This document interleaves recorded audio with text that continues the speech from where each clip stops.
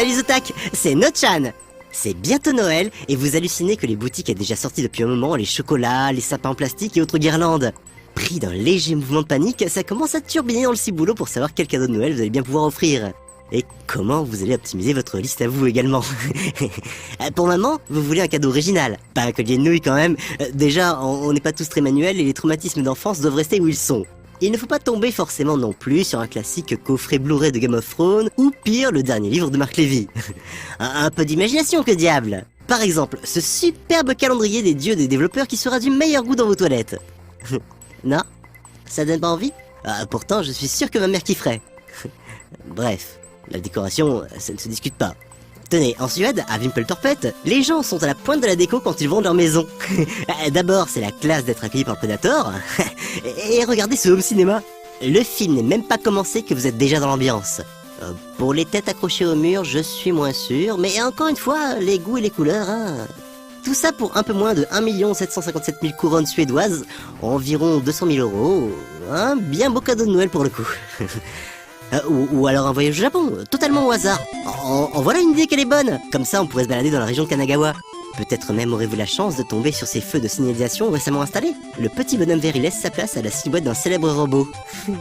Tant que vous y êtes, et qu'on pense à Tetsuo Anatome, faites un saut à la gare de Takada Nobaba. Rien que pour entendre la mélodie de l'arrêt du métro, reprenant le thème du courageux petit robot créé par Tezuka Osamu, ça vaut le coup.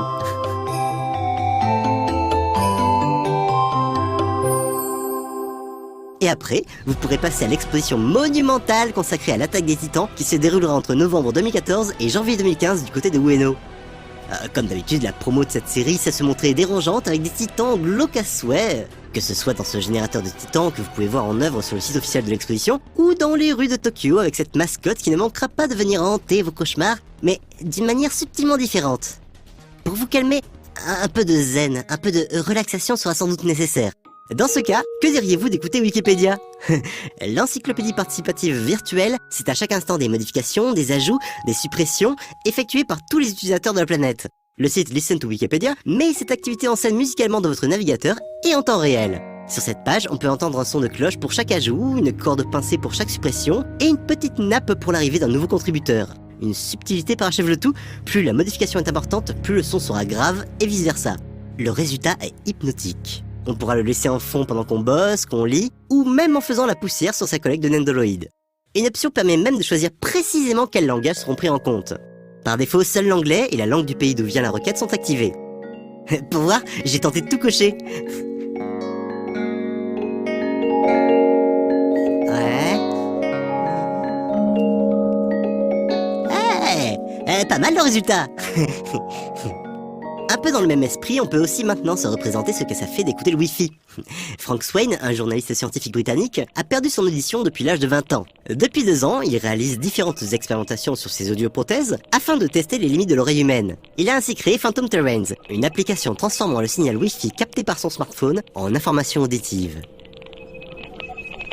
A priori, le Wi-Fi sonne un peu comme un compteur Gégère croisé avec le générique d'oscillation.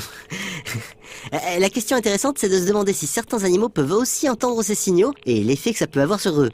Est-ce que mon chien sait quand je joue en douce à Pazudola parce qu'il entend le Wi-Fi de mon téléphone s'activer?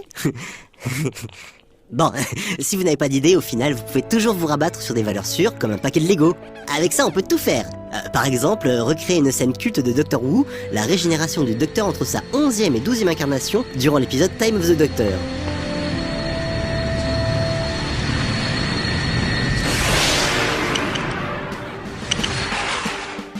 Classique, mais toujours efficace. Allez, c'est pas le tout, mais je vais devoir vous laisser. J'ai encore des tonnes de trucs à faire. Je dois terminer ma liste et réfléchir à ce que je vais offrir à l'équipe.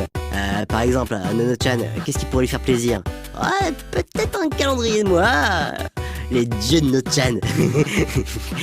Moi derrière mon bureau. Moi à gauche de mon bureau. Moi à droite de mon bureau. Moi sans mon t-shirt. Ouais, je sais, je vais trop loin. Avant que votre imagination ne s'emballe, je vous dis à la prochaine les otaques.